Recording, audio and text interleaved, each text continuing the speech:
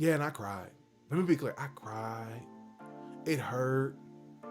But when I look back on it, I had to own it.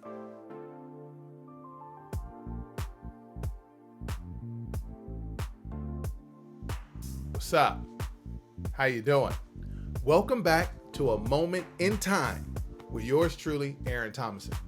I'm super excited that you're with me, but I want to know, same question. Did you give this to 3 people?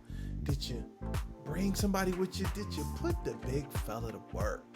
Now, you know, I'm going to let you in my business a little bit, but the purpose of me letting you in my business in a moment in time is for you overthinkers and for you perfectionists to understand that it's okay to take the next step. Just the next step in the directions of your goals, because ultimately it builds the clarity and the confidence you need to end the cycle of self-doubt and frustration. All right, so let's talk about it, all right? Because we recently talked about what it means to have the right approach to our goals, right? And making sure that we understand why we're doing it, okay? Understanding that we need to have it written down and we need to have some deadlines on it, okay? So I want to tell a story, but I want to introduce it through a different kind of story, is being clear. Because see, with a goal, you want to be clear. And I remember growing up, there's 3 of us and my brother, he would always be the boldest of the 3 of us to go ask our parents for things. And I used to think he was out of his mind. I'm like, yo, they're going to say no. Like, so just, why are we asking? And he would just get up, like, I hear y'all. I'm going to go ask. And a lot of times he came back with no. A lot of times he came back with no. A lot of times he came back with no. You got those brothers or sisters. You got those friends that you're like, yo, why are you wasting your time? It's gonna be no. But then we also got to admit, we be shocked when they come back and you're like, yo, they said yes to that? Mm-hmm. They said yes to that? Mm-hmm. Because here's the thing. They were clear on what they wanted to have happen.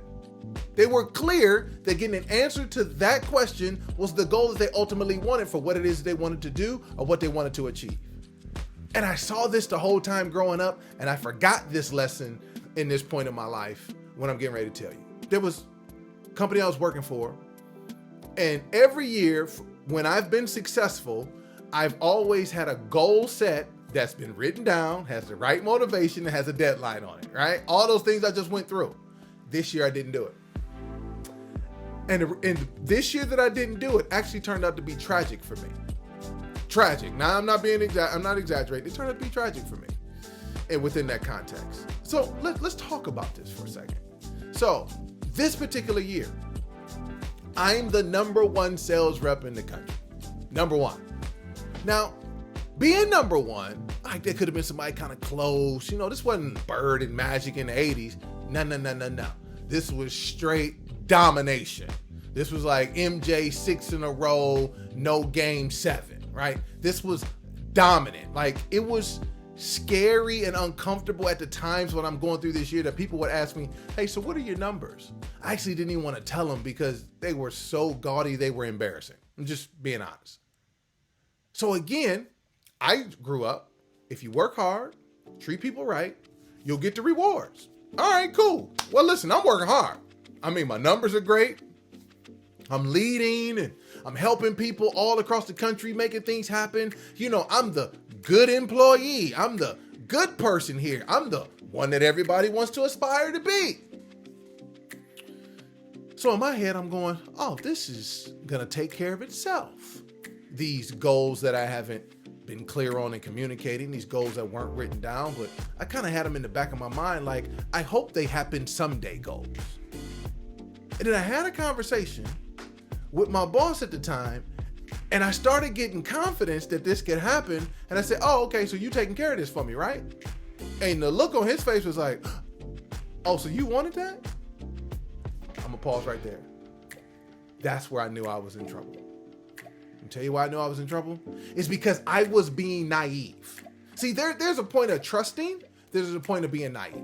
See, trust says, I'm going to be clear in my communication in relationship with whoever I'm in, and there's an expectation as we move forward.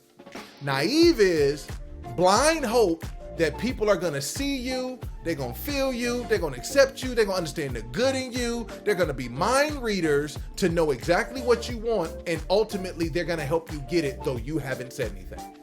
I was naive and I knew I was in trouble then.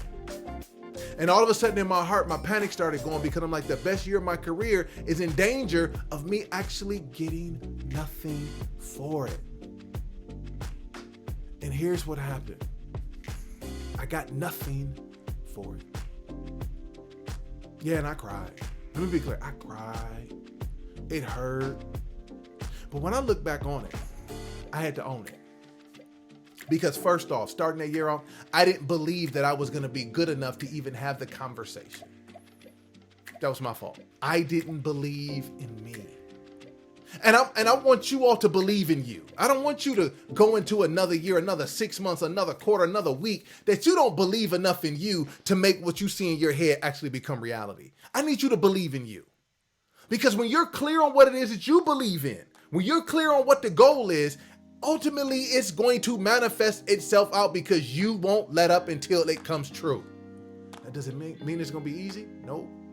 Does it mean it's going to be simple? No. Does it mean it's going to come without resistance? Absolutely not. But I can promise you this. When you believe and it's clear, all of a sudden, you're going to start seeing opportunities and no obstacles. You're going to see ways to be able to make it happen instead of just saying, ooh, hopefully it happens. And you sit back and wishing and rubbing on the lamp like you got a genie coming out to grant you 3 wishes. No. Yeah, and see, that's what happened. I was hoping somebody saw my great efforts and they were willing to take care of me. But I didn't believe enough in me. I didn't. Second thing, because I didn't believe enough in me, I wasn't clear in my communication. I wasn't clear in what I wanted. I wasn't bold enough to set the expectation up front, to trust my boss and those that were around supporting me, that every action that we worked in partnership together was going to get me there. Nope, I didn't believe. So because I didn't believe, I didn't communicate. And because I didn't communicate, when things started going well, I said, oh, everybody knows what I want to do now. And what happened? Nothing. And I'm telling you that story because I want those of you all who spend so much time in your mind, second guessing, trying to get it perfect, trying to figure everything out, my overthinkers and perfectionists, I know you well because I'm a recovering one. Here's what I need you to do. I need you to let somebody inside your head. I need you to be clear about what it is that you're thinking about, even if you don't have it all painted and everything perfect. And how you do that is being clear on your why, having it written down, and having deadlines to go with it. So then when you communicate that to someone, though it might not be perfect, you got enough to go on to get people excited about. And see, that's what happened to me. I didn't have it all worked out because I didn't believe, so I didn't communicate anything. And by the time I started talking about it, it ultimately ended up being too late. Do I think they could have done something? Sure. Was I having an exceptional year? Absolutely. But if I'm going to own my part of it and not be a victim of somebody else's decision, I can say I didn't believe in me, I wasn't clear on my expectations and what I needed in partnership, and I didn't have a deadline for when I thought it was going to happen. Therefore, I left it to chance, and chance won this time. I lost, and it hurt, and I cried bad, because I knew the effort that I put in. I knew it wasn't a fluke, but because deep down in my heart, because I didn't believe in me, I had to own that. And that's all I want you to be able to do. I need you to believe in you. If nobody else believes in you, I need you to believe in you. And I'm going to tell you, I believe in you and what you can do, but you got to believe. You got to believe enough to actually sound a little crazy when you tell people what it is that you want to get done, when you want to get it done, and then write it down and keep looking at it, keep looking at it, and keep looking at it. Because in a second, your mind is so powerful, it's going to find a way to make what you see in your head become the reality in which you live in. I can't wait to hear about your testimonies. I can't wait to see the things that you accomplish, but I need you to not suffer what I suffered, not to be number one and dominating and end up with nothing. I need you to be clear up front. And the only way you can be clear up front is you got to believe in you. Then you got to go ahead and write it on down, have a deadline, and communicate that to someone so they can partner with you. Instead of you being naive, let you be in a partnership of trust and people working together with you. I'm excited I can't tell you how excited I am. I am so excited about what's going to happen. I'm excited about the things that are getting ready to happen. So here's what I need you to do. I need you in the comments to tell me after you do this. I need you to do this for me.